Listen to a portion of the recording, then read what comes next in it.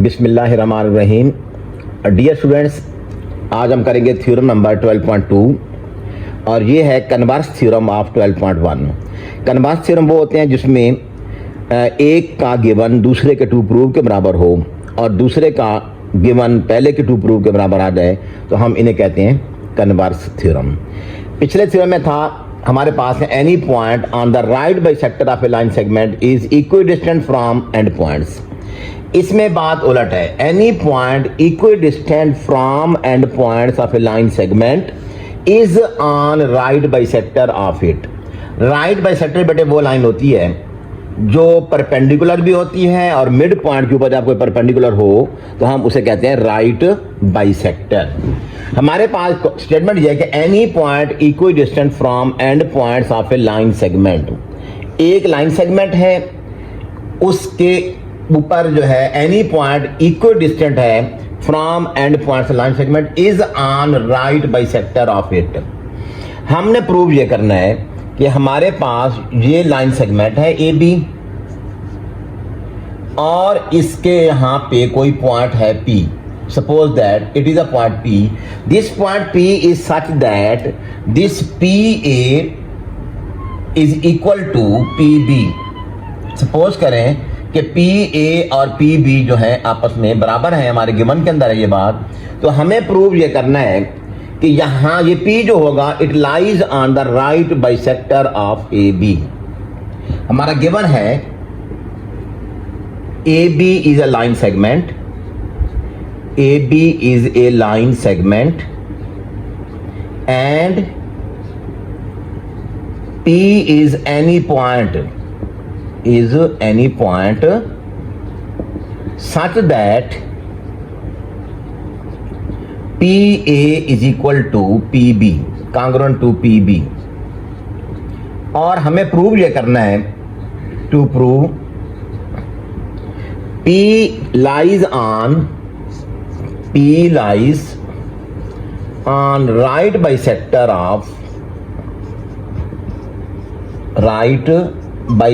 Of A B.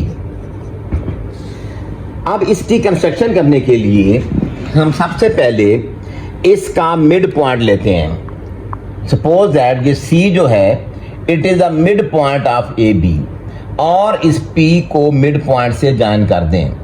अगर कोई line mid point के ऊपर 90 का एंगल बना रही हो तो उसे हम राइट बाइसेक्टर कहते हैं। अगर हमारे पास ये वाला पॉइंट है पी, इसको हम ओ से ज्वाइन करते हैं, सी से सारी ज्वाइन करते हैं, तो अगर पी सी लाइन परपेंडिकुलर है ए बी के ऊपर, इसके ऊपर बनने वाला एंगल 90 का बन जाएगा और वैसे भी मिड पॉइंट है, तो फिर हम कहेंगे कि P C is the right bisector and P lies on it.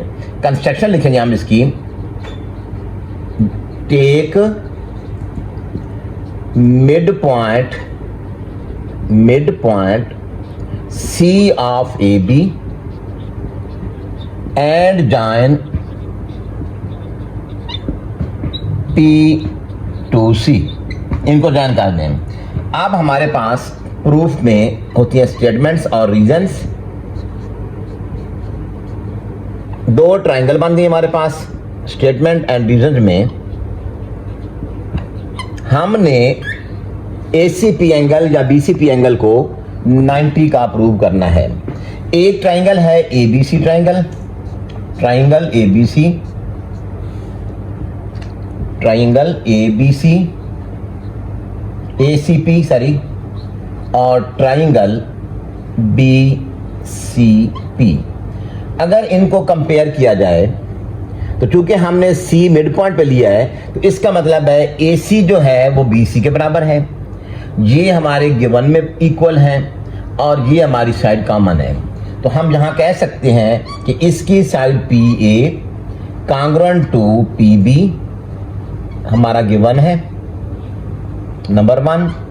Number 2, A C is equal to B C, congruent to B C हमारी कंस्ट्रक्शन है। हमने खुद मिड पॉइंट इसका लिया हुआ है, कह सकते हैं कि मिड पॉइंट है या ले कहते हैं कंस्ट्रक्शन। और तीसरी बात, P C congruent to P C, ये कॉमन है। तो तीनों साइड जब बराबर हो जाएं तो ट्राइंगल्स आपस में कॉन्ग्रुएंट हो जाती हैं। तो therefore triangle A C P congruent to triangle B C P. यहां तक मैं दोबारा रिवाइज करता हूं कि हमारी स्टेटमेंट के अंदर है कि any point equi distant from the end points of A line segment is on right bisector of it. हमारा ये पॉइंट बराबर फासले पे है, पी ए पी बी के बराबर है, और हमें प्रूव करना है कि ये लाइन परपेंडिकुलर लाइन है। इसको करने के लिए मैंने मिड पॉइंट लिया और मिड पॉइंट को पी से मिला दिया, and now we have to prove that angle ACP और angle BCP will be, this angle will be equal to 90 degree. तो so PC will be right bisector. इसके लिए क्या किया, हमने मिड पॉइंट लिया और फिर हमने मिड पॉइंट को सी से मिला दिया। दो ट्राइंगल बन गई, एसीपी और बीसीपी ट्राइंगल। अब इन दो ट्राइंगल को हमने कंपेयर किया तो इनकी तीनों साइड जो है वो बराबर हो गई। जब ट्राइंगल की तीनों साइड बराबर हो जाती हैं तो फिर हम कहते हैं कि ट्राइंगल्स आर कांग्रुएंट। देखें, triangle ACP is equal to triangle BCP. इसके बाद हम लिखेंगे स्टेटमेंट और इधर के नीचे कि जब ट्राइंगल बराबर हो जाए तो इनके करस्पॉन्डिंग एंगल भी बराबर हो जाते हैं। करस्पॉन्डिंग एंगल्स में measure of angle ACP will be equal to measure of angle BCP. इसको लिखेंगे corresponding angles of congruent triangles, congruent triangles. और दूसरी बात बेटे आपको बताई थी फर्स्ट जब स्टार्ट मैंने किया था कि जब दो एंगल स्ट्रेट लाइन के ऊपर बन जाएं और एडजेसेंट हो जाएं तो उनका सम 180 होता है और इसे कहते हैं supplementary angle postulate. But measure of ACP plus measure of BCP is equal to 180 degree, because इसको कहते हैं सप्लीमेंट्री एंगल्स पोस्टुलेट।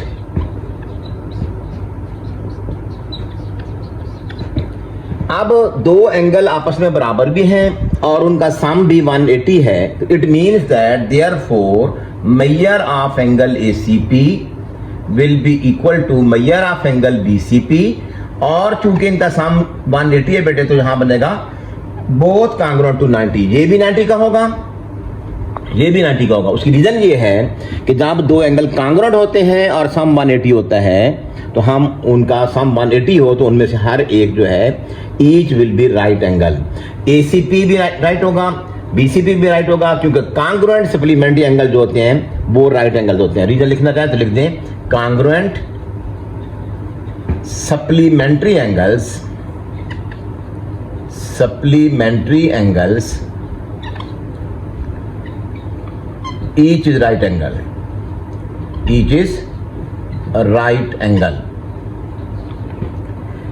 तो ये हमारे पास supplementary congruent angles each is right angle बन गया, दोनों 90 के बन गए। देयरफॉर हम कहेंगे therefore PC line is perpendicular to, therefore PC is perpendicular to, अगर जो एंगल 90 का एंगल बनाती है उस लाइन को कहते हैं perpendicular line. Therefore PC is perpendicular to AB